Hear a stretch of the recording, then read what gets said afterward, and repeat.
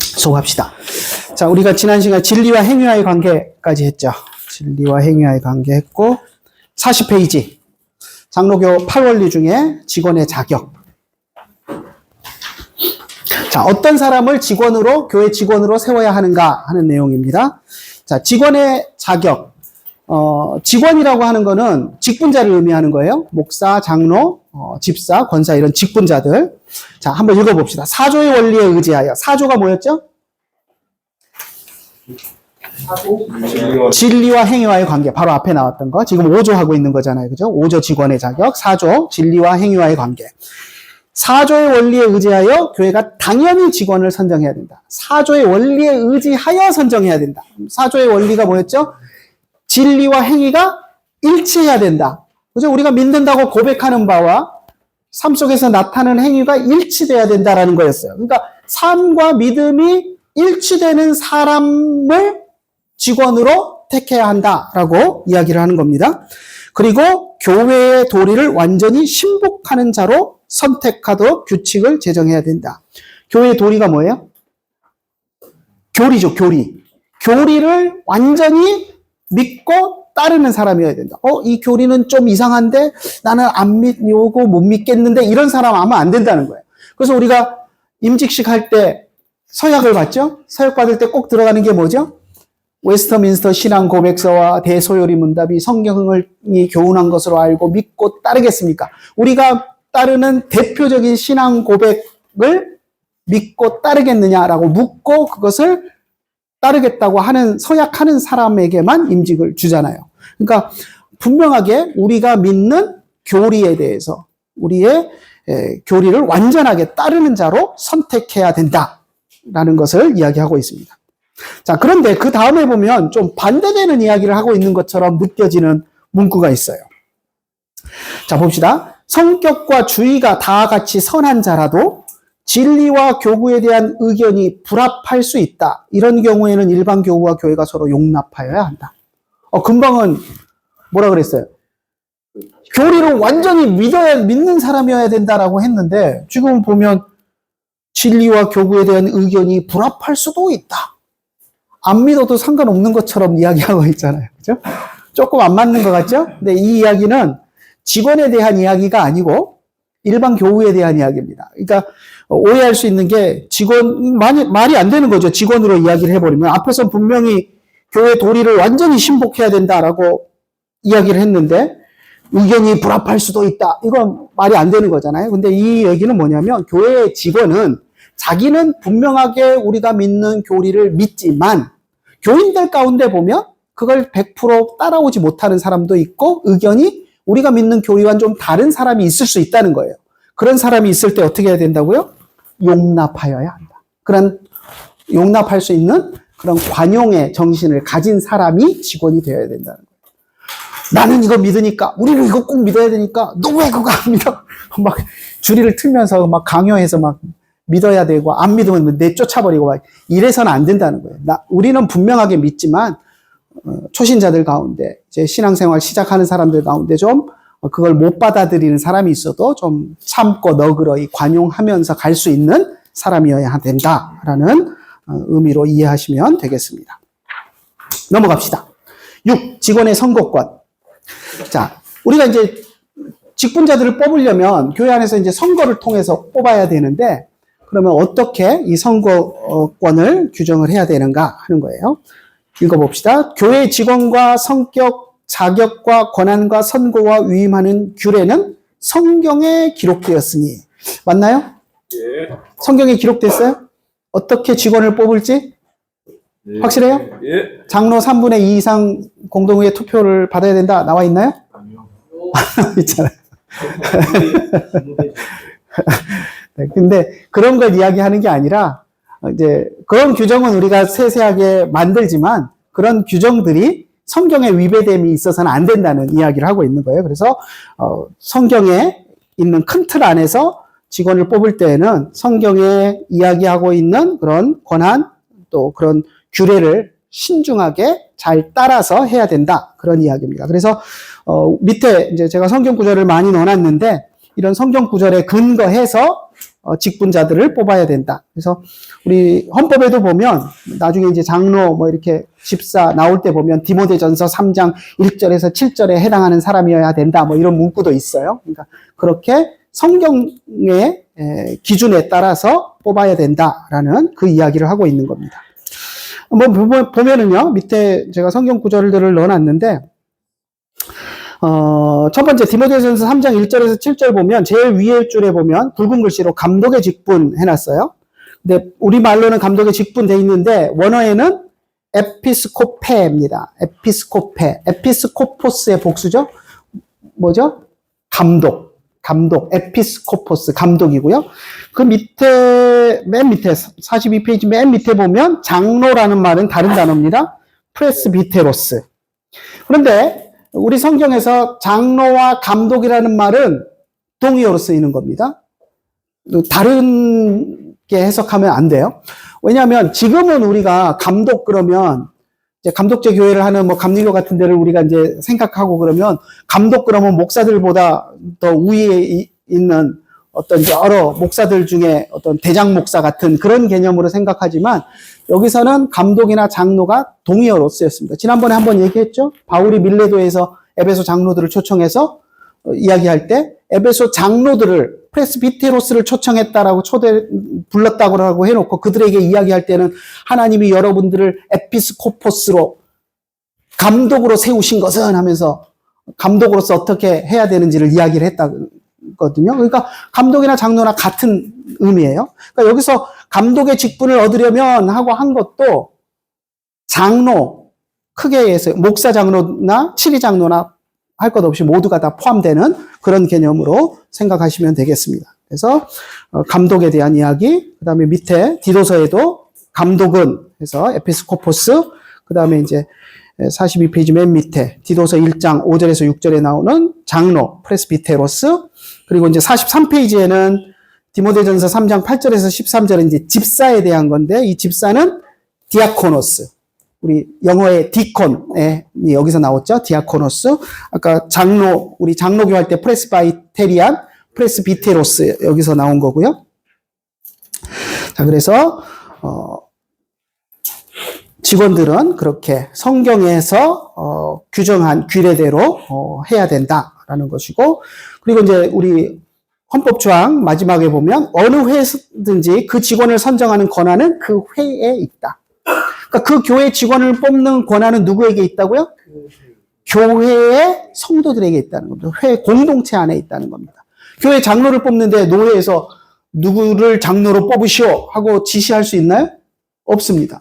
담임 목사를 뽑는데 성도들이 투표 안 하고 노회에서 이 사람 당신네 교회 담임 목사 하시오 하고 밀어넣을 수 없다는 거예요. 성도들이 그 교회 직원을 뽑는 데는 그 회에서 결정권이 있다라고 이야기하고 있습니다.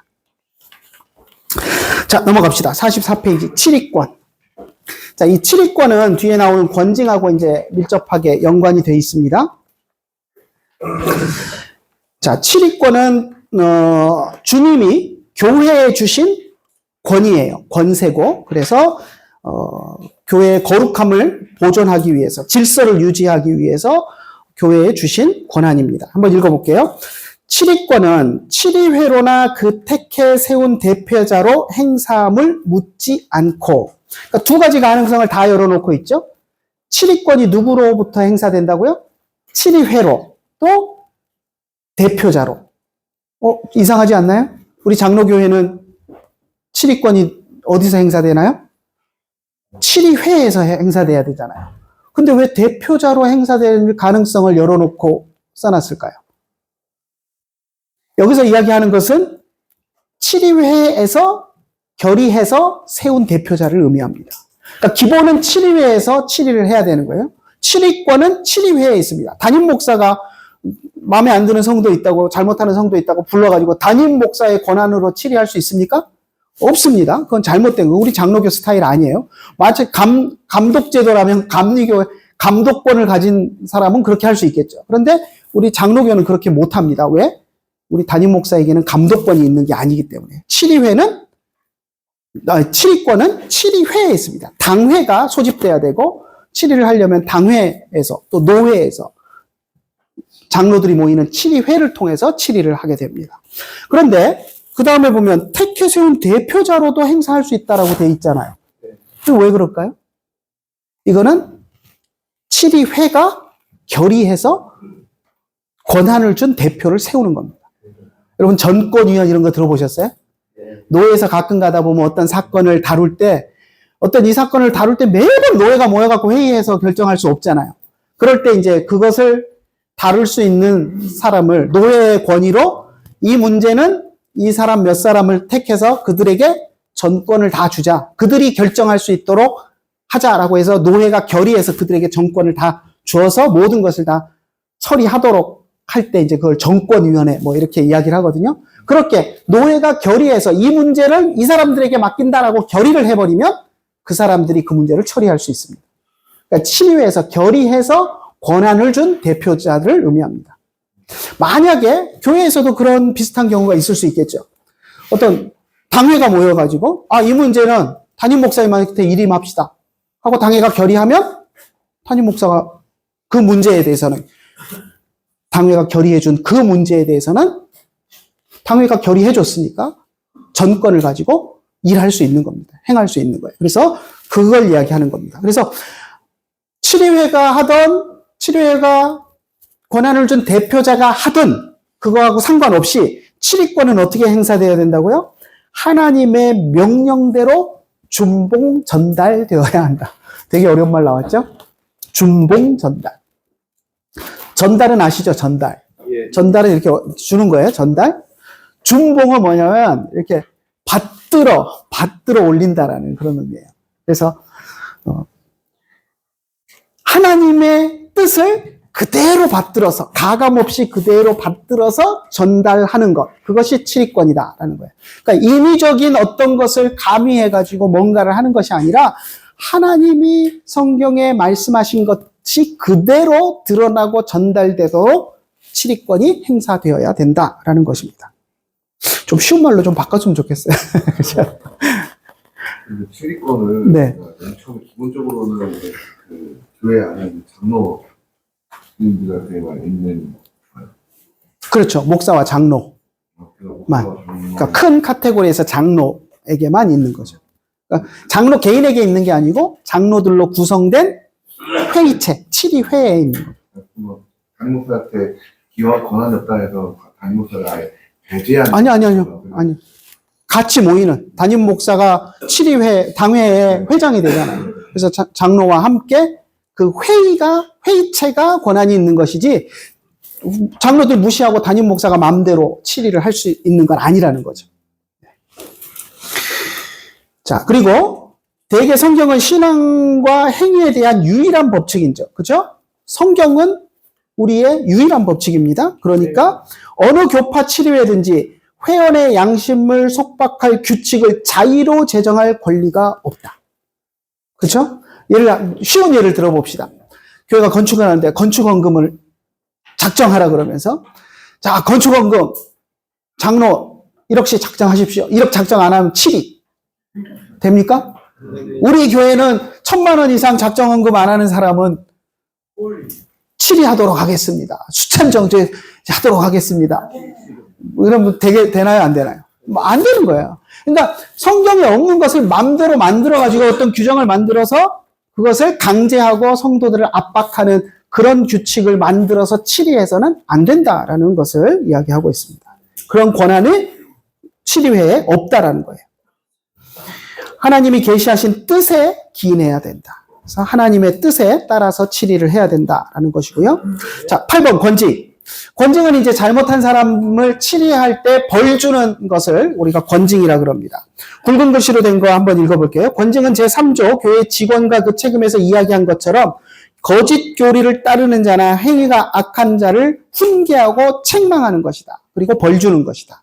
그래서 권징은 잘못한 사람을 치리회가 불러다가 꾸짖고 벌 주는 것을 권징이라고 합니다.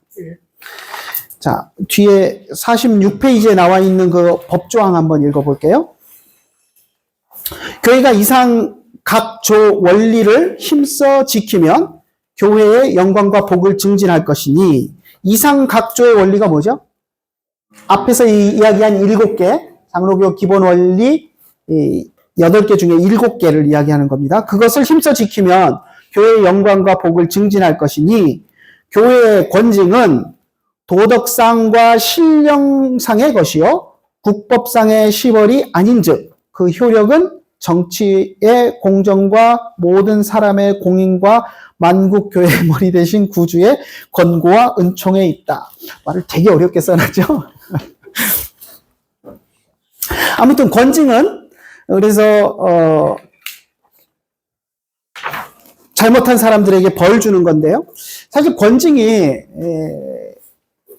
교회 안에서 참 중요한 겁니다. 근데 지금 사라졌어요. 그죠?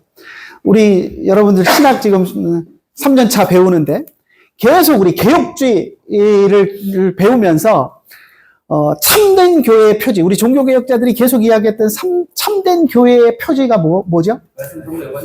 말씀, 성례, 권징. 그죠? 말씀, 성례, 권징. 근데 우리 지금 여러분이 몸담고 있는 교회의 현실을 한번 생각해 보세요. 말씀이 제대로 선포되고 있나요? 권징이 제대로 되고 있나요? 성례가 제대로 되고 있나요? 좀 부끄러운 부분이 있어요. 특히 이제 말씀 같은 경우는 우리 이제 목회자들이 말씀에 좀 초점을 많이 두는 목회자들이 있어요. 그리고 많은 목회자들이 막 강해 설교 열심히 하려고 그러고 어떻게든 배워서 잘해보려고 말씀 중심적인 설교를 해보겠다고 노력하는 분들이 많이 있어요. 근데 성례만 봐도 좀 부끄러워요. 여러분 교회 성례가 잘 진행되나요? 1년에 몇 번 하나요? 2번.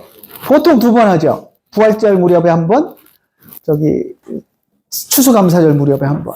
네. 근데 교회, 참교회 표지가 성례다라고 이야기하면서 1년에 꼴랑 2번 좀 부끄럽지 않나요? 전 좀 부끄러워요. 그렇습니다. 그죠? 근데 이게 제가 볼 때 우리 이제 헌법에도 보면 성례 부분을 이야기할 때 성례를 1년에 2번 이상 하는 걸 권한다. 뭐 이렇게 표현이 돼 있어요. 근데 좀 부끄러워요. 근데 이 문구가 나올 때는 사실 그럴 수밖에 없는 상황이었던 것 같아요. 왜냐하면 목사가 없었으니까. 목사가 많지 않고 선교사들 그리고 정말 목사들이 귀했거든요. 저희 아버지 때도 보면 제가 이야기 듣기로 저희 아버지가 이제 통신에서 이제 MDB 하고 그리고 이제 목사 안수를 받고 나서 이제 저 순천에 있는 그 낮은 교회인가? 진상교회에 이제 담임 목사로 이제 내려갔는데 그때 교인들이 목사님이 오신대 그러면서 좋아했다 그러더라고요. 왜냐하면 그때까지 담임 교역자가 다 전도사였는데 목사님이 오신다고 좋아가지고 막 그랬다고 그 얘기를 제가 들었거든요. 그만큼 목사님이 귀하던 시절이었어요. 그 지역에서는 그래도 그 교회가 오래되고 역사도 있고 교인들도 많고 하던 교회인데 그럼에도 불구하고 목사가 없던 시대거든요. 그러니까 성찬하려면 목사가 있어야 되잖아요. 근데 지역에 여러 교회들이 있는데 다 전도사님들이 심부하고 있고 목사는 어쩌다 가물에 콩나듯이 한 분씩 있는데 매주 성찬을 하는 게 불가능하잖아요. 그리고 목사도 자기 교회 목회를 해야지 남의 교회 성찬해 주러 다 돌아다닐 수는 없는 일이잖아요. 그러다 보니까 1년에 한두 번은 그래도 이웃교회 목사님을 모셔와서라도 성찬을 하도록 한 것이 그게 이제 우리 법에 정착된 것이 이제 1년에 2번은 2번 이상 하도록 권고하는 형태로 이제 정착이 되어 있는데 근데 그거는 목사 없던 시절 이야기잖아요. 이제 뭐 다 목사들이 담임하고 있는데 성찬을 꼭 1년에 2번 할 이유가 있나요? 없어요. 자주 할수록 좋잖아요. 물론 이제 너무 자주 해도 뭐 성도들이 성찬을 너무 또 형식적으로 받아들인다 뭐 이런 비판도 있을 수 있어요. 근데 뭐 그런 충분히 고려해서 그래도 우리가 좀 1년에 2번은 좀 너무한 것 같아. 근데 너무 성찬이 사실 소외되고 있는 느낌이 있어요. 그래서 칼빈 선생님은 매달 한 번씩 했습니다. 사실 매주 하고 싶어 했어요. 그런데 시의회가 그걸 반대해가지고 조율한 것이 한 달에 한 번이었어요. 그래서 제네바 교회에서는 한 달에 한 번씩 성찬을 했는데 우리도 사실 매주는 못할 전정 한 달에 한 번 정도는 하면 좋지 않을까 하고 있으세요? 훌륭한 교회. 성찬이 잘 시행되는 교회. 그래서 그렇게 좀 할 수 있었으면 좋겠고. 근데 권징은 더 해요. 요즘 권징이 없어져 버렸어요. 그죠? 권징 하려고 그러면 어떻게 해요? 삐져갖고 딴 교회 가버려. 그러니 못해. 딴 교회 간 사람 권징 할 수 있나? 못하잖아. 우리 교회 성도도 아닌데 권징을 할 수 없거든요. 근데 권징 하려고 하면 딴 교회 안 나오고 가버리는데 권징을 어떻게 해요? 그리고 또 목사들이 무서워하는 게 있어요. 교인 한 사람이 소중한데 잘못해갖고 데려다 놓고 혼내려고 그러면 여기만 교회인가? 그리고 삐져가지고 딴 교회 가버릴까봐 그게 무서워가지고 잘못해도 꾸준함을 못하는 그게 사실 어떻게 보면 오늘날 목회자들의 좀 비애인데 좀 그런 거 감수하고서라도 잘못한 건 불러다 혼내고 좀 그래야 사실은 제대로 된 교회인데 좀 목사로서 저도 부끄러운 것이 있습니다. 그래서 신학적으로 이야기할 때는 참된 교회 표지 그러면서 바른 말씀, 바른 성례, 권징을 뭐 이야기를 하는데 신학적으로만 이야기하고 우리가 사실 실천을 잘 못하는 면이 있어서 부끄러운데 좀 부끄러움을 떨쳐낼 수 있도록 좀 개선을 해 나갈 수 있도록 우리 노력을 합시다. 여러분들 뭐 전도사니까 아직 힘이 없겠지만 담임 목회를 하게 되면 꼭 성찬도 좀 자주 하고 그리고 권징도 잘못한 사람이 있으면 불러다 권면도 하고 꾸짖기도 하고 좀 해서 바르게 신앙생활 할 수 있도록 권징을 좀 했으면 좋겠습니다. 자, 그리고 오늘 이제 우리가 역사를 해야 됩니다. 역사를. 컴퓨터 안 켜졌네.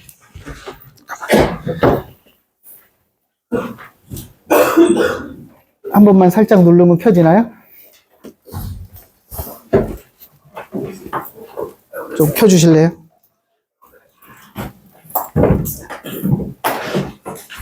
안 되는 건 아니죠, 설마. 켜져 있었구나. 화면만 꺼졌구나. 시작할 때 내가 켜진 걸 봤었는데, 진짜. 네, 됐습니다. 네네.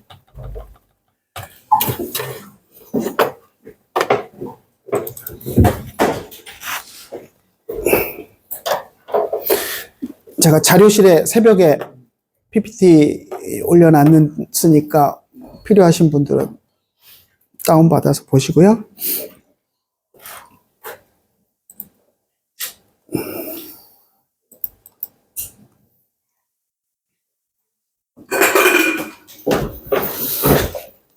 자, 봅시다. 자, 우리가 이제 역사를 보려고 하는 것이 한국 장로교, 우리 합동측 교단 헌법이 어디서 왔는가 하는 그걸 보려고 하는 거예요. 자, 멀리 가면은 우리가 성경적 기원 봤던 것처럼 구약, 신약, 뭐 초대교회 다 이야기할 수 있겠죠. 우리가 이제 하지만 중세 1000년 동안 우리는 장로교 제도를 잃어버리고 살았습니다. 그러다가 이제 종교개혁과 더불어서 다시 이제 제네바 교회 칼빈 선생님이 장로교 원리에 의해서 이제 제네바 교회 헌법을 만들었고 그것이 이제 웨스터민스터 총회에서 칼빈 선생님이 만든 제네바 교회 헌법을 근거로 해서 이제 웨스터민스터 장로교 헌법을 만들었고요. 미국 장로교에서 그것을 적극적으로 수용했고 그리고 이제 우리 한국의 장로교단이 세워질 때 미국 선교사님들에 의해서 이제 우리도 적극적으로 웨스터민스터 헌법을 받아들여서 장로교 제도를 만들게 되었습니다. 그래서 역사적인 뿌리를 쭉 이야기한다면 이제 중세 청년 건너뛰어서 칼빈의 제네바 교회 헌법이 우리 장로교 헌법의 뭐랄까 원류 근간이 되는 거고요. 그것이 웨스터민스터 총회에서 만든 장로교 제도를 통해서 그리고 미국 장로교를 통해서 우리 이제 한국까지 이어지는 그것을 여러분들이 기억하시면 좋겠습니다. 그래서 제네바 교회 헌법을 우리가 좀 자세히 살펴봐야 됩니다. 자, 16세기 종교개혁 이전을 보면 동방교회는 빼놓고 우리 이제 우리 역사 전통에 있는 서방 교회들은 다 로마 교회 전통을 따랐습니다. 로마 교회 법을 따랐어요. 근데 종교개혁 이후에는 로마 교회 법을 따를 이유가 없어요. 그죠? 종교개혁으로 로마교회에 등졌는데 우리가 로마교회 법을 따를 이유가 없잖아요. 그래서 각각 종교개혁을 했던 개혁자들이 자기의 종교개혁지에서 자기의 그런 상황에 맞는, 자기의 종교개혁지 상황에 맞는 그런 법들을 만드는 시도들을 합니다. 그 대표적인 것이 이제 쭈리히에서 쯔빙글리가 쭈리히 교회 법령을 만들었고요. 마틴 부처도 스트라스부르크에서 스트라스부르크 교회 법령을 만들었고, 이제 칼빈도 제네바 교회 헌법을 만들었고, 뭐 이 외에도 다른 종교 개혁자들도 각자의 상황 속에서 또 소소하게 법들을 만들었습니다. 근데 그것들 가운데 이제 우리에게 직접적인 영향을 주는 것은 제네바 교회 칼빈의 헌법입니다. 그래서 이것이 물론 이제 칼빈의 신학이 개혁주의 신학에 크게 영향을 준 것과 마찬가지로 칼빈이 제네바 교회에서 만들었던 제네바 교회 헌법이 개혁주의 신학을 따르는 진영에 이제 장로교 제도를 도입하는 데 큰 영향을 주게 됩니다. 그래서 프랑스나 유럽의 개혁교회들도 마찬가지고요. 네덜란드 개혁교회 이런 데도 다 제네바 교회 헌법에서 장로교 제도를 도입해서 사용했고, 웨스터민스터도 마찬가지고, 그래서 웨스터민스터 전통에 있는 우리들도 다 칼빈이 제네바 교회 헌법에서 만들어 놓은 그 시스템을 근간으로 해서 장로교 제도를 만들어서 사용하고 있습니다. 자, 칼빈의 이제 삶을 좀 우리가 보면 하나님께서 칼빈에게 그런 역할을 할 수 있도록 그의 삶을 인도하신 것 같아요. 그렇지 않나요? 칼빈이 처음에 신학 공부했었잖아요. 그죠? 그러다가 어느 날 갑자기 때려치고 법학으로 전향을 합니다. 괜히 전향했을까요? 이게 다 제가 볼 때 하나님의 섭리 가운데 있었던 것 같아요. 칼빈을 보면 어렸을 때 참 말 잘 듣는 착한 아들이었던 것 같아요. 아버지가 신학 공부하라니까 가서 신학 공부 열심히 했죠. 그러다가 느닷없이 아버지가 그 고향교회 참사회 사람들하고 싸우고 나서 에이 목사 때려쳐, 신학 때려쳐, 그리고는 법학이나 공부해. 그러니까 그냥 군소리 없이 법학으로 바꿨어요. 참 착한 아들인 것 같아요. 나중에 그 제네바 갈 때도 그렇죠. 제네바에서 잠시 들렸다 가려고 그랬는데 파렐이 나타나가지고 나이 많은 파렐이 호통치니까 또 깨갱해가지고 거기 또 정착해가지고 사역을 하잖아요. 이런 거 보면 약간 소심하고 좀 순둥이 기질이 좀 있는 사람이 아닐까 저는 좀 그렇게 보는데, 아무튼 그 모든 것들이 하나님의 섭리 가운데서 하나님이 이런 그런 개혁자로서 신학에 대한 것도 준비시켰지만 그뿐만 아니라 교회법을 새로 제정하기 위해서 그런 훈련을 시키신 것이 아닌가 하는 생각을 해봅니다. 신학을 전제로 하는 모든 수업 다 받았고요. 신학으로 학위를 끝내지는 않았지만, 히브리어 헬라어도 아주 능숙하게 했고, 신학을 아주 공부를 많이 했습니다. 그리고 나서 법학으로 전공을 바꿔서 이제 법학을 공부하는데, 그 당시 법은 오늘날 우리가 이제 법학 그러면 시민법만 거의 공부를 하는데, 이 시기에는 거의 50대 50으로 시민법과 교회법을 다 공부했습니다. 그래서 로마 교회법도 바삭하게 공부를 했고요. 그래서 시민법, 교회법을 다 공부했고, 거기다가 인문주의 학풍으로 공부를 했습니다. 이게 왜 중요하냐면, 여러분, 인문주의 그러면 대표되는 표가 뭐죠? 아드폰테스. 그죠? 뭐죠? 원래 것으로 돌아가라. 근데 그 이전에는 신학도 그렇잖아요. 신학도 그 이전에는 원문보다는 어떤 신학자가 뭔 소리를 했는가 여기에 집중했거든요.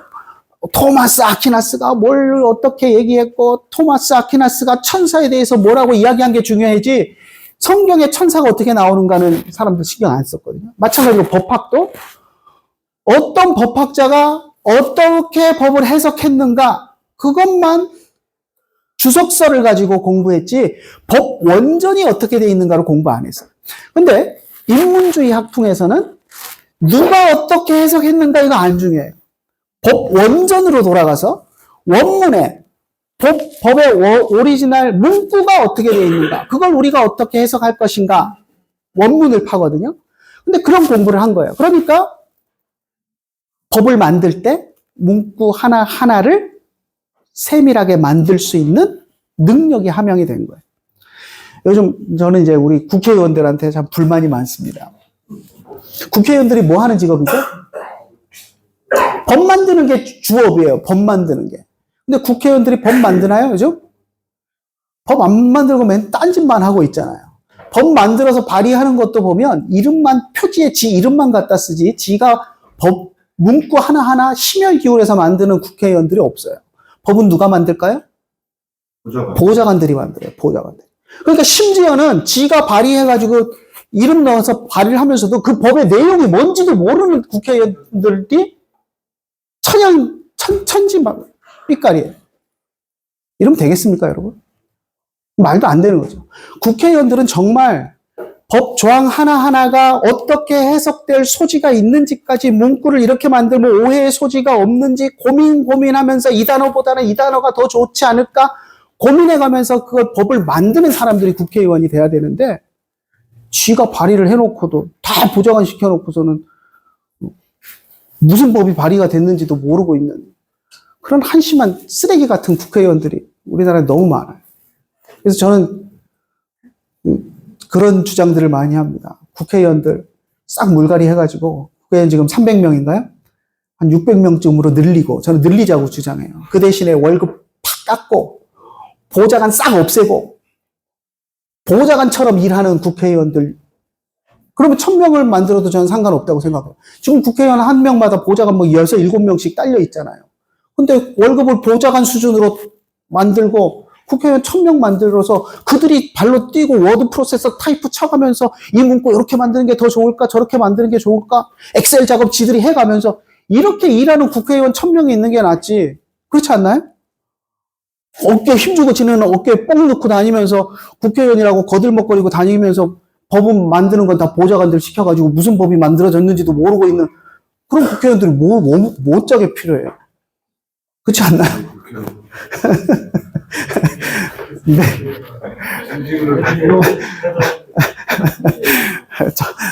죄송합니다. 정치적인 발언을 해서.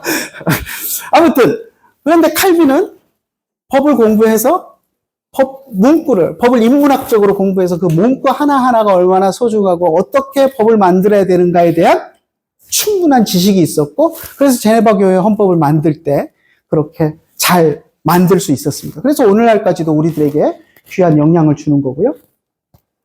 자, 종교개혁을 한번 봅시다. 종교개혁.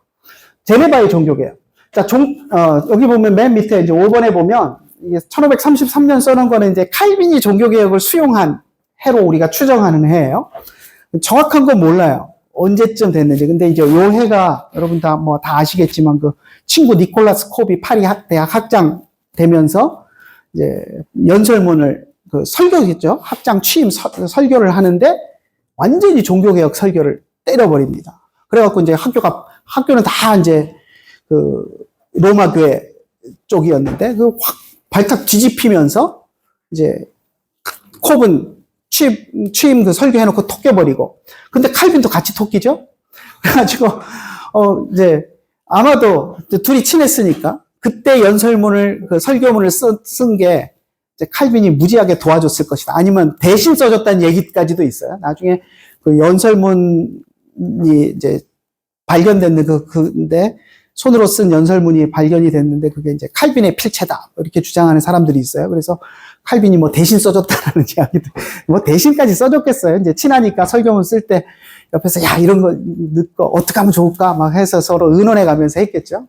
아무튼, 그리고 나서 같이 사라져버렸기 때문에 이때 이미 칼빈은 이제 회심을 했을 것이다. 라고 우리가 추정을 합니다. 그리고, 시편 주석 서문에 보면 갑작스러운 회심이라는 표현을 써요. 그래서 아마도 이 무렵에 갑작스러운 그런 회심이 있었을 것으로 생각하고요.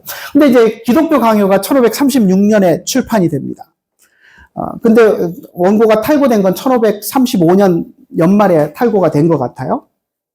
그래서 짧은 기간이지만, 기독교 강요가 저술이 되고, 그리고 이 저술이 유럽의 종교개혁 진영에서 아주, 센세이션을 일으킵니다. 우리말로 적당한 말이 생각이 안 나요. 네. 근데 이때 칼빈의 기독교 강요가 그렇게 인기가 있었던 이유가 뭐냐면 종교개혁은 실행이 됐는데 도대체 종교개혁이 뭔지를 아는 사람이 별로 없었어요. 루터랑 종교개혁자들이 이야기하는 게 로마 교회가 이야기하는 거 뭐가 다른데? 종교개혁을 했다는데 뭐가 다른지? 그걸 명확하게 구분하는 사람들이 별로 없었어요. 이때 칼빈이 그것을 우리 종교개혁이 주장하는 것, 우리가 믿는 바는 이것이다라고 하는 것을 기독교 강요에서 명확하게, 간결하게 썼습니다. 지금 우리 기독교 강요 보면 어때요? 엄청나죠? 방대한 분량이죠. 우리 문병호 교수님 번역한 거 보면 4권짜리 그 엄청난 방대한 분량인데. 그리고 읽으면 잘 이해도 잘 안 되죠? 왜냐하면 그 시대적인 상황을 모르니까 막 그 시대 막 사람들 막 오시안더 막 이런 사람들 나오고 막 그러면 도대체 뭔 소리를 하는지 모르는데 시대 상황을 우리가 잘 몰라서 그래요. 근데 이제 처음 나왔을 초판은 사도신경을 중심으로 해서 우리가 무엇을 믿는가 아주 간결하게 나와 있습니다. 단행본 한 권 정도의 두께예요. 그래서 그걸 사람들이 읽으면서 아, 종교개혁이 이거구나. 이걸 믿는 거구나 하는 것을 이제 깨닫게 해주는 역할을 했습니다. 그래서 사실 이제 베스트셀러가 돼버렸고 졸지에 이제 칼빈은 유명 인사가 돼버렸는데, 그래서 칼빈이 제네바로 갔을 때도 이제 잠시 거쳐서 가려고 이제 경유지로 삼았지만 칼빈이 제네바에 갔을 때 이미 기독교 강요의 저자인 칼빈이 왔다 하는 소문이 돌아버리는 겁니다. 그래서 파렐이 그 소문을 듣고 칼빈을 찾아가서 이제 원포를 놓죠. 제네바에 정착해서 우리 제네바 종교개혁을 좀 도와달라라는 요구를 하는데 그 상황이 그럴 수밖에 없는 상황이었어요. 칼빈이 1536년 9월경에 이제 제네바에 도착하는데 제네바는 이제 막 종교개혁을 하고 막 정치적 독립을 하고 뭐 완전히 혼란한 상황이었어요. 그러니 칼빈과 같은 리더십을 가진 사람이 필요했죠. 그래서 여기 보면 이번에 보면 종교개혁을 수용한 것과 이제 정치적 독립을 수용한 것이 거의 몇 달 상관이에요. 5월에 종교개혁 수용하고 8월에 정치적으로 독립을 하는데 이게 이제 다 베른의 도움을 받습니다. 이게 스위스 바로 제네바 북쪽에 있는 베른의 도움을 받는데 베른에서 계속 종교개혁 설교가들을 제네바로 보내요. 파렐도 그 중에 한 사람인데 가서 이제 종교개혁 성향의 설교들을 하게 만들고, 그리고 이제 그 당시에 제네바가 세보이 공국이라는 곳에 이제 식민 지배를 받고 있었는데 세보이 총독이 다스리고 있었는데 이제 군사적으로도 세보이로부터 독립할 수 있도록 베른이 지원해주고, 그래서 결국 종교개혁을 1536년 5월에 수용하고 정치적으로 이제 베른을 쫓아내고 독립을 합니다. 그러다 보니까 그때 이제 그 정치 세력으로 있던 것이 세보이의 총독, 그리고 이제 로마 교회의 그 감독이었던 제네바 교회의 그 주교였던 감독, 프린스 오브 제네바라고 부르면서 막강한 권력을 행사했는데 그런 사람, 그리고 시민 대표들이 이제 성장하면서 시민 의회가 구성되고 이런 시점이었어요. 그러다가 이제 세보이 총독 쫓겨나고 제네바 교회, 로마 교회 감독 쫓겨나고 그러고 나서 이제 나니까 이게 이제 정치적으로도 종교적으로도 이제 공백 상태가 되는 거예요. 시의회 이제 시민들로 구성된 의회가 중심이 돼서 이걸 꾸려가는데 그러다 보니까 공동화된 그런 현상들이 일어나고 사회 혼란 현상이 일어나는 거죠. 그러니까 파렐 같은 사람은 이럴 때 칼빈 같은 사람이 필요했던 거예요. 그러니까 자기가 종교개혁 설교가로서 설교하지만 당시 이제 종교개혁 설교가들 가운데도 신학적으로 뭐 이렇게 통일되지 않고 막 중구난방인 그런 부분들이 있었거든요. 그리고 잘 모르는 부분도 많았고, 그런데 기독교 강요를 썼던 칼빈이 와서 신학적인 중심을 딱 잡아주고 제네바 교회를 이끌어가면 제네바의 종교개혁이 성공할 수 있겠다라는 이제 확신을 가졌던 거죠. 그래서 칼빈을 찾아와서 이제 뭐 어떻게 호통을 치면서 네가 이 제안을 거부하고 가면 하나님으로부터 뭐 천벌을 받을 거다 막 하면서 저주 비슷하게 해가지고 결국 칼빈은 또 순둥이여가지고 그 말이 무서워서 나왔는지 모르겠죠. 물론 하나님의 부르심이 있었겠죠. 아무튼 남아서 이제 종교개혁을 하게 됩니다. 그래서 칼빈이 이제 첫 사역을 하면서 이렇게 이제 편지를 보낸 그 내용들을 보면, 그러면서 제네바의 상황을 묘사해 놓은 걸 보면, 제네바는 아무것도 없는 상태다라고 이야기합니다. 교회가 있기는 하지만, 교회 안에서 설교가 진행되고 성찬은 행해지고 있는데, 그거 외에는 아무것도 없다라고 이야기할 정도로 좀 황량한 그런 상태였습니다. 그래서 교회 법도 없고, 리더십도 없고, 목양도 없고, 그냥 때 되면 사람들이 모여서 설교 듣고 성찬식 하고 흩어지고, 그거밖에 없다라고 이야기하는 그런 모습을 볼 수 있고요. 그래서 이제 8월의 강권으로 이제 제네바 교회에 정착을 해서 성경 교사의 자격으로 사역을 시작을 합니다. 사실 뭐 성경 교사라고 우리가 표현하지만 목사예요, 목사. 그죠? 근데 이제 어떤 사람들은, 칼빈 까는 사람들은 칼빈은 목사 자격이 없다 막 이런 이야기를 해요. 들어보셨나요? 그 이유가 뭐죠? 로마 교회에서 사제 소품을 받은 적이 없기 때문에 목사 자격이 없는 사람이다 이렇게 주장해요. 근데 그 말이 맞나요, 여러분? 종교개혁이 일어나서 로마 교회가 결별을 했는데, 그 이전에, 종교개혁 이전에 로마 교회에서 사제 소품을 받았나 안 받았나 이게 중요한가요? 근데 이제 공교롭게도 루터도 사제 소품을 받았고, 그죠?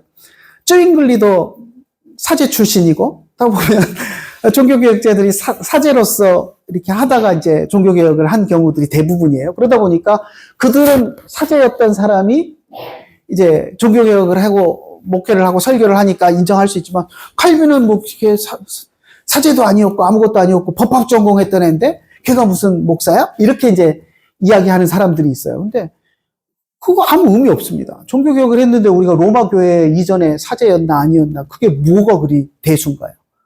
그게 그리 중요해? 왜 종교개혁을 하고 로마 교회에서 나왔나요? 아무 의미 없어요. 그리고 제네바 교회 같은 경우는 목사 임명을 제네바 시의회가 했습니다. 그러니까 시의회가 칼빈을 성경 교사로 목사로 임명해서 사역을 시켰기 때문에 칼빈은 제네바 교회에서 목사예요. 성경 교사고. 그걸 예전에 사제가 아니었으니까 자격이 없다. 이건 말도 안 되는 소리예요. 그래서 그런 이야기는 여러분 귀담아 들을 필요도 없고요. 자, 그런데 1년 남짓, 2년 남짓 이제 사역을 하다 보니까 칼빈에게 아쉬운 것들이 있었습니다. 그래서 그런 아쉬운 것들을 치유하기 위해서 파렐과 함께 시의회에 이제 건의를 하는데요. 3번에 보면 교회 조직과 예배에 대한 건의안을 1537년에 제출을 합니다. 이게 이제 어떤 내용이었냐면, 교회가 이제 시의회에 너무 의존되어 있고, 시의회가 모든 것을 교회 예배나 모든 것들을 다 결정을 해서 진행을 하니까 이래서는 안 되겠다라고 칼빈은 생각을 한 거예요. 그래서 교회는 교회대로 독립되어야 되고, 교회 안에서 일어나는 일들은 예배도 그렇고 성찬도 그렇고 모든 것들이 교회 안에 목사와 장로들이 결정해서 해야 될 일이지, 그걸 시의회가 이래라 저래라 해야 될 문제가 아니다. 그래서 교회는 시의회에서 독립된 기관으로서 역할을 해야 된다라고 주장을 했습니다. 그리고 목사에 대해서도 단순한 설교가가 아니라 교회 전체 모든 것을 돌아보고 목양과 교회 전체를 책임지는 그런 총책임자가 되어야 된다라는 그런 주장을 칼빈이 했어요. 그러면서 이제 그런 것들을 제네바 교회를 어떻게 조직할 것인가, 그리고 예배는 어떻게 할 것인가에 대한 건의안을 냈는데, 이게 이제 시의회와 충돌을 합니다. 제일 핵심적인 내용이 뭐였냐면 권징에 대한 부분이었어요. 특히 이제 권징을 할 때 제일 중요한 게 뭐냐면, 우리가 이제 권징할 때, 오늘날도 그렇지만 성도들을 권징할 때 제일 세게 줄 수 있는 거, 물론 이제 출교 쫓아내버리는 게 있겠지만, 출교 외에는 제일 세게 벌 줄 수 있는 게 뭐냐면 수찬정죄, 성찬에 참여할 수 없게 하는 거. 그러니까 성찬에 참여할 수 없게 하는 그것이 이제 제일 센 벌인데, 당시에는 이제 성찬에 누가 참여할 것인가, 어떤 사람은 참여하지 못하게 할 것인가 하는 걸 결정하는 권한이 시의회에 있었어요. 근데 칼빈은 그거는 시의회가 간섭할 것이 아니라 교회에서 해야 되고, 교회에서 목사를 중심으로 해서 성도들의 영적인 상태를 살피고 그것을 교회에서, 당회에서 결정해야지 그걸 시의회가 할 것은 아니다라고 이제 이야기를 했거든요. 그래서 그것이 이제 충돌을 했어요. 시의회는 절대 양보 안 하죠. 그러자 파렐과 칼빈이 결정한 게 뭐냐면 파업이었어요. 파업. 그럼 우리 설교 못해. 그러니까 시의회가 어떻게 나왔을까요? 무서워서 벌벌 떨었을까요? 아니, 꺼져 그럼. 설교 안 하려면 꺼져. 너 시민권자도 아니잖아. 제네바에서 나가. 그렇잖아요. 칼빈은 제네바 시민권자가 아니에요. 프랑스 사람이고 뜨내기예요. 와서 잠시 임명받아서 일했는데 말 안 들으니까 나가. 너 시민도 아니니까 우리 제네바에서 살 자격 없어 하고 추방을 해버리고. 그래서 파렐도 마찬가지고. 파렐도 베른 저쪽 사람이지 제네바 사람이 아니잖아요. 추방당했습니다. 그래서 쫓겨났어요. 자, 그래서 이제 스트라스부르크로 가서 그 부처 곁에서 이제 프랑스에서 망명 온 박해를 피해 온 사람들 교회를 이제 목회를 하면서 지냈죠. 거기서 이제 한 3년 지냈는데, 자, 다시 제네바 이제 상황이 바뀌면서 제네바가 칼빈 떠난 다음에 이제 더 혼란스러워졌고, 그래서 이 상황을 극복할 사람은 칼빈밖에 없다. 그래가지고 이제 칼빈을 다시 와달라고 제네바에서 요청을 합니다. 3년 만에. 여러분, 칼빈이 가고 싶었을까요? 절대 안 가고 싶었어. 편지를 쓰면서도 나 안 가고 싶다는 이야기를 노골적으로 해요. 그리고 옆에 주변에 부처나 이런 사람들도 가지 말라고 했고. 그런데 칼빈이 갔나요, 안 갔나요? 갔습니다. 정말 가기 싫었을 거예요. 칼빈이 아마 첫 번째 사역을 시작할 때 하나님이 나를 이곳에 부르시는구나. 아마 그런 생각으로 파렐이 강하게 권고를 했지만 하나님이 부르신다라는 그 소명이 있었을 거예요. 그러니까 사역을 시작했죠. 근데 2년 만에 쫓겨났을 때 무슨 생각이 들었을까요? 2년 반 만에 쫓겨났을 때.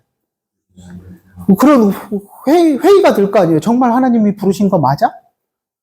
내 착각 아니었나? 이런 회의가 인간적으로 들 거 아니에요. 근데 3년 후에 다시 부르실 때 가고 싶을까요? 안 가고 싶을 거예요. 저도 사실 좀 개인적으로 첫 전도사 사역지가 좀 어이없게 떠났던 적이 있습니다. 토요일 날 이제 청년부 성경 공부하러 갔더니 주보에 광고가 나와 있더라고요. 제가 사임한다고.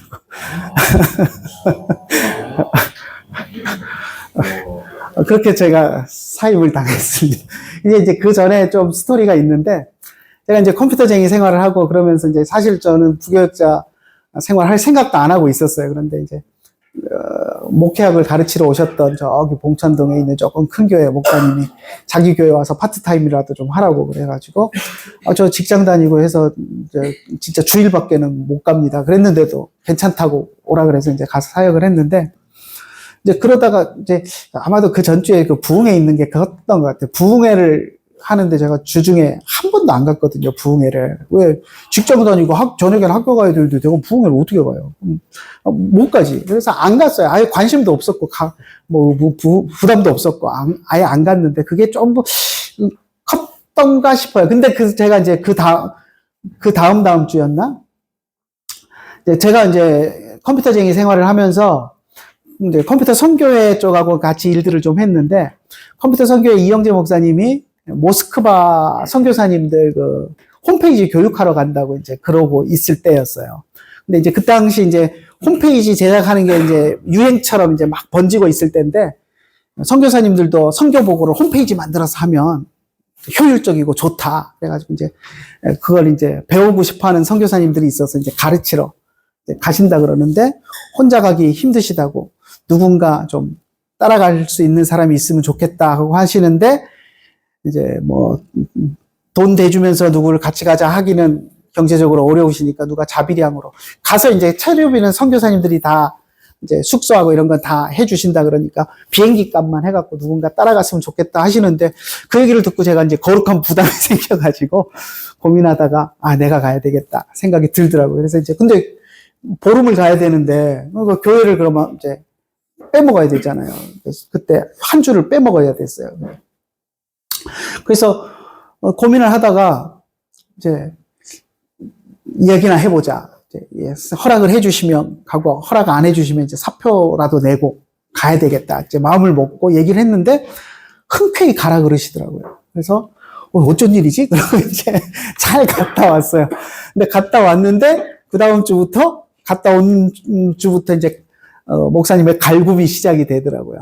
그러면서 뭐 갑자기 느닷없이 뭐 청년부 토요일 날 성경 공부하는데 참관을 하시겠다 그러고 참관을 하시더니 제가 그때 이제 그 디모데에서 나온 그 양승원 목사님이 하신 성경의 파노라마 그거 가지고 이제 청년들 성경 공부 시키고 있었는데 오셔서는 성경 가르쳐봐야 청년들 소용없다 그러시고 그냥 재밌는 레크레이션이나 하고 옆 교회 청년들하고 미팅이나 주선하고 해가지고 좀 그래야 청년들이 부흥하지 성경 공부만 가르쳐가지고 청년들이 모이냐고 막 그러면서 저를 이제 한 3주 내리 갈구셨어요.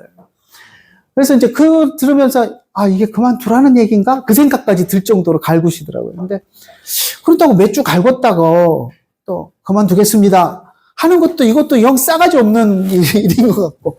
그래서 혼자 고민하고 있었거든요. 이걸 진짜 그만두라는 사인인가, 압력인가, 이걸 그만둬야 되나 말아야 되나. 그런데 그 고민하고 있다가 이제 토요일날 성경 공부하러 왔는데 내일 주보가 나와 있어서 이렇게 이제 하나 가져서 보는데 광고에 진지훈 전도사님이 개인 사유로 사임하십니다. 광고가 나와 있는 거예요.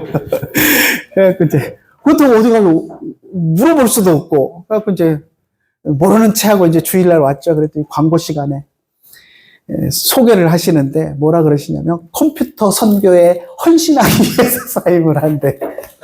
그러니까 그게 삐지신 거지. 그죠? 모스크바 갔다 온 게 삐진 거야. 그래서. 네? 뭐, 그것까지 알려고 그래. 이미 목사님은 은퇴하셨는데 뭐 알면 뭐야. 아니 괜히 또 딴 게 의심하지 말고. 자, 아무튼 그래서 이제 그런 저도 아픔이 있는데 아무튼 칼빈도 그랬을 거예요, 그죠? 주님이 부르신다고 하고 열심히 2년 반 사역을 했는데 쫓겨났을 때 마음이 어땠겠어요? 그런데 다시 오라 그럴 때 절대 안 가고 싶은 거예요. 그쪽 쳐다도 보기 싫을 거예요, 아마. 그런데 칼빈은 어떻게 했을까요? 갔어요. 근데 그때 갈 때, 안 넘어가. 했던 말이 있어요. 이게 이제 지금 앞에 나온 게, 미시건의 칼빈 신학교 로고입니다. 학교 마크인데, 이게 심장을 들고 있는 이게 우리 개혁주의에서 많이 쓰죠. SFC도 요 로고를 쓰는데 이게 칼빈에게서 나왔습니다. 칼빈이 제네바로 돌아가면서 정말 가기 싫은데 이제 이 말을 하면서 갔어요. 이게 이제 라틴어로 옆에 써 있는데 제가 해석을 해놨습니다. 꼬르메움 티비 오페로 도미네. 꼬르는 심장이고요. 메움은 나의 소유격입니다. TV는 당신에게, to you에 해당하는 거고, 오페로는 영어 오퍼 동사 있죠? 그거하고 같은 의미, 주는 거. 도미네는 주님하고 부르는 호격입니다. 이건 다 아시죠? 도미네는 코바디스 도미네도 있잖아요. 코바디스 도미네. 주여 어디로 가시나이까? 주님. 그죠? 그래서 도미네, 주님. 내 심장을 당신께 드립니다. 어떻게 드린다고요? 밑에? 프롬프테 앳 신케레. 즉시 신실하게. 나중에 드릴게요. 이거 아니고 즉시 주님이 가라고 하시니 내가 지금 당장 순종해서 가겠습니다.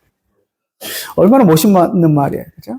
정말 나는 가기 싫은데 주님이 가라고 하시니 내가 즉시 신실하게 순종하고 가겠습니다. 내 심장을 꺼내서 주님께 드리겠습니다. 너무 멋있죠? 라틴어 몰라도 요 문장 하나는 딱 외우고 싶은 충동이 들지 않나요? 하나 외워가지고 힘들고 어려울 때 고백하십시오. 주님, 제 심장을 드립니다. 자, 이게 이제 제가 우리 책에도 이 그림을 넣었는데 1540년에 칼빈이 사용했던 인장이에요. 편지 보낼 때 봉투에 이거 밀랍 떨어뜨려갖고 이거 꾹 누르잖아요, 서양 사람들. 그때 사용했던 거. 좀 조잡해 보이지만 이렇게 손에 심장 이렇게 들고 있는 게 보이죠? IC는 라틴어로 칼빈의 이름인 것 같아요. 요하네스 칼비니우스. 요하네스 칼비니우스. 근데 어떤 사람은 예수 그리스도를 쓴 거다, 뭐 이렇게 주장하는 사람도 있는데, 제가 볼 때 자기 인장을 찍는데 뭐 거기다 예수님 이름을 넣겠어요. 그죠? 자기 이름의 약자겠죠? 저는 그렇게 생각합니다. 요하네스 칼비니우스. 그래서 1545년 이후에는 조금 그림이 예뻐진 것 같지만, 그래도 좀 조잡하기는 마찬가지인 것 같아요. 근데 하여튼, 자기의 그런 인장을 그렇게 사용해서 쓸 만큼 늘 하나님 앞에 그런 마음으로 사역을 했던 것 같아요. 그래서 이런 마음은 우리가 정말 본받아야 되지 않을까 싶고요. 요거는 제가 한 4, 5년 전에 이제 칼빈 신학교 방문해갖고 도서관 로비를 찍은 건데, 제가 왜 찍었냐면 저희 때는 이렇게 안 예뻤거든요. 시커먼 탁자에 시커먼 소파, 뭐 분위기도 불도 이렇게 안 환하고 어두침침했었는데, 갔더니 무슨 세장 같은 이런 소파도 있고, 그래갖고 깜짝 놀랐어요. 그래갖고 사진을 하나 찍었는데, 저 뒤에 그림 옆에 보면 벽난로가 있는데, 벽난로 위에 동그란 거 하나 붙어 있죠. 이게 그거예요. 꼬르메움 TV 오페로 도미네 프롬프테 에싱케레. 그래서 칼빈 신학교 도서관 로비에, 2층 도서관 로비에 있는 그 마크입니다. 자, 근데 칼빈이 제네바 인천에서 이제 두 번째 사역을 시작하면서 가자마자 시의회에다 디민 게 있습니다. 그게 뭐냐면 제네바 교회 헌법 초안을 디밀었습니다. 무슨 작정으로 디밀었을까요? 이거 통과시켜줘. 그러면 나 사역하고, 안 통과시켜주면 나 안 해. 이런 마음 아니었을까요? 왜냐하면 그 이전에 쫓겨날 때 그 예배에 관한 규례 자기가 원하는 거 통과시키려고 했다가 쫓겨났잖아요. 그러니까 이제 그걸 더 발전시켰겠죠. 그리고 이제 스트라스부르크에 있으면서 이제 부처가 만들었던 그런 교회법도 참고하고 해서 이제 자기가 생각하는 이상적인 교회 헌법 초안을 만들어 와가지고 시의회에 딱 던져주면서 통과시켜줘. 그럼 내 사역하고, 안 그러면 이대로 못하면 나 사역 안 해. 아마 그런 마음으로 제안을 했던 것 같아요. 그리고 시의회도 이제 그걸 알아놓으니까 일사천리로 통과를 시킵니다. 그래서 9월에 초안을 상정을 했는데, 여러분 한번 생각해 보세요. 시의회, 3단계 시의회가 있었어요. 소위원회 있고, 60인 위원회 있고, 200인 위원회 있고, 이거 다 통과해야 되는데, 다 통과하고, 200인 위원회 통과하고, 시민총회까지 거쳐서, 그러니까 우리로 치면 국민투표 거쳐서 법이 시행되는데, 석 달, 넉 달밖에 안 걸렸어요. 9월에 초안 디밀었는데, 1월 2일로 실효가 됐어요. 그러니까 이게 얼마나 일사천리로 이게 통과됐는지 알겠죠. 그러니까 칼빈이 그런 마음으로 이제 제출을 해놓으니까 시의회에서 적극적으로 수용을 해서 이제 통과를 시킨 거고요. 그래서 칼빈의 제네바 교회 법령 서문에 보면 4가지를 명시합니다. 이 교회 법이 왜 필요하고 이 교회를 통해서 뭐가 이루어져야 된다 하는 것을 4가지를 이야기하는데요. 첫 번째, 복음과 바른 교리가 교회에서 선포되어야 된다. 두 번째, 교회 안에는 질서가 유지돼야 된다. 그래서 질서 유지를 위해서 권징이 시행돼야 되고 뭐 이런 것들. 그래서 질서가 유지돼야 되고, 그다음에 바른 신앙 교육이 있어야 된다. 이단들이 들끓고 막 했기 때문에 바른 신앙 교육이 꼭 필요하다라는 것. 그리고 이제 가난한 사람들을 위한 복지가 실행돼야 된다. 그래놓고 이 4가지 기능을 교회가 하기 위해서 4가지 항존직을 이야기를 합니다. 그래서 목사, 장로, 교사, 집사의 항존직이 여기서 나옵니다. 그래서 항존직이 항상 교회 안에 존재해야 하는 직분이에요. 우리는 항존직 그러면 한 번 안수받으면 죽을 때까지 목사다, 장로다 이렇게 항존직을 이해하고 있는 사람들이 있는데 전혀 잘못된 이해입니다. 제가 이제 주변에 목사님들 보면 거의 한 7, 80%는 그렇게 이해하고 있어요.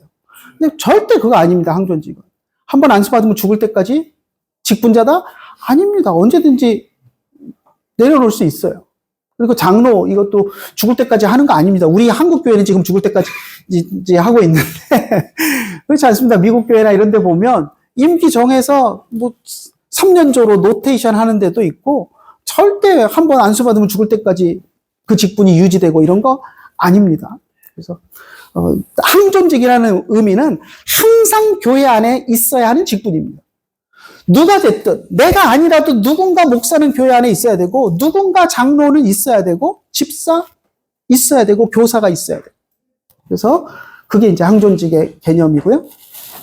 그래서 이 네 가지를 항존직을 이야기를 했습니다. 그리고 이제 제네바 교회 법령의 특징이 항존직도 중요하지만 그래서 이제 제가 마지막 박사학위 논문을 이 항존직 네 가지 직분에 대한 칼빈의 생각이 주석에서 어떤 변화가 있었는가. 칼빈이 1540년에 로마서 주석을 쓴 걸 시작으로 해서 죽을 때까지 계속 주석을 쓰셨잖아요. 그래서 이제 그 속에서 이 네 가지 직분에 대한 생각들이 어떻게 바뀌었거나 일관성이 있는가 하는 이제 그걸 저 논문으로 썼습니다. 그래서 이제 그 네 가지 직분도 이제 칼빈의 헌법에서 중요하지만 또 하나 중요한 특징은 뭐냐면 당회입니다.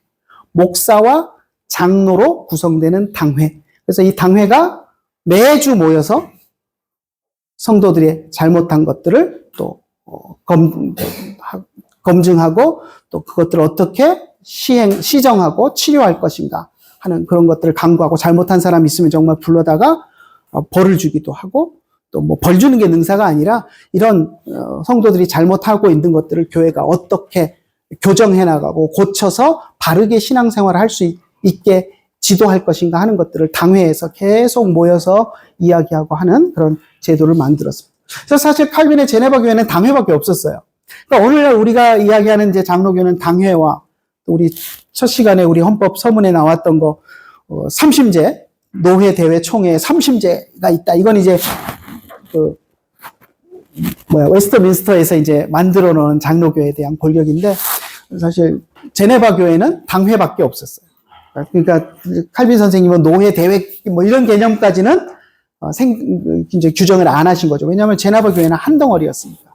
물론 제네바 도시 안에 교회가 3개가 있었고 제네바 성 밖에 이제 시골 컨트리 지역에 이제 여러 교회들이 있었지만 그걸 이제 제네바 교회는 하나의 교회로 생각을 했어요. 그래서 하나의 교회로 생각했고 그리고 이제 목사를 임명할 때도 물론 이제 칼빈이 그런 이제 당회가 열리고 하면 이제 의장을 했고 목사회가 또 모일 때는 또 목사회의 그런 리더십의 역할을 했지만 그렇다고 해서 오늘날처럼 칼빈은 담임 목사고 나머지는 부목사고 이런 개념이 아니고 다 동료 목사로 생각을 했습니다. 그래서 당회를 할 때도 제네바 교회 안에 모든 목사들이 다 모여서 당회를 했고 장로들과 함께 당회를 했고 그래서 제가 요즘도 이제 이야기하는 게 우리 교회들 부목사들도 당회에 들어가게 하는 것이 맞다라고 이제 제가 자꾸 주장하는 것도 칼빈도 제네바 교회에서 그랬고 모든 목사는 다 동일한 목사지.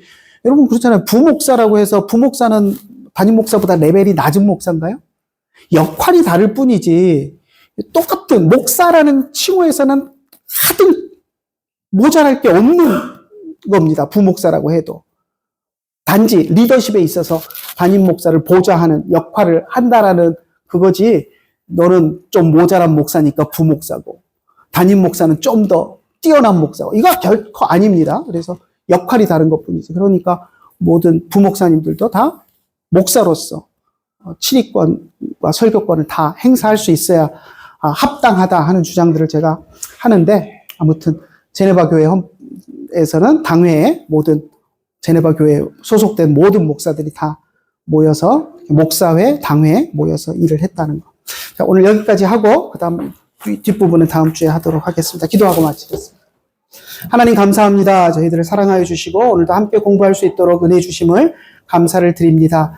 우리가 장로교 제도에 대한 것들을 잘 배워서 우리가 속한 교단이 바르게 장로교 제도를 운영할 수 있도록 또 힘을 보탤 수 있도록 은혜 더하여 주시옵소서. 예수님의 이름으로 기도드리옵나이다. 수고들 하셨습니다.